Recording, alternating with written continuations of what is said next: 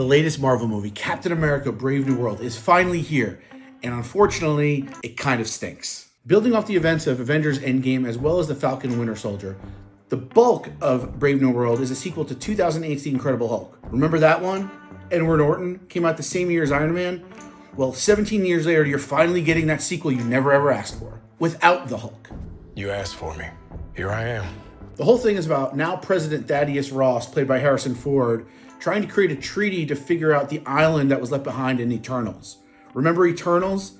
This is also a sequel to that. And along the way, Captain America tries to figure out this grand conspiracy that's surrounding all of it. The problem is the conspiracy ain't all that grand. It just boils down to simple, basic revenge, and it's just overly complicated and overly explained to fill out the time of the movie. Most of the action scenes are pretty fun, especially when we get to see Sam Wilson use his Captain America tech in new and inventive ways. He even rides a missile for a surfboard for 2 seconds, which is like the best part of the entire movie. But those action scenes don't really add much, again, kind of get repetitive, and the best example of this is that the entire movie, its conspiracy, its plot, its action scenes, all lead up to the big reveal that Thaddeus Ross, Harrison Ford, is a Red Hulk, which we saw in every single trailer and on every single poster, and we've seen Hulk scenes over and over again.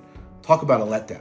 They don't have a ton to work with, but the cast is definitely a highlight in an otherwise bad movie. Anthony Mackie is a confident, cool Captain America, a worthy successor to the Shield. His chemistry with Danny Ramirez, shout out Top Gun Maverick, is the funniest part of the movie. Supporting turns by Giancarlo Esposito and Tim Blake Nelson are really fun, but you really kind of wanted more of them. And Harrison Ford is basically just playing Harrison Ford, which is always kind of great.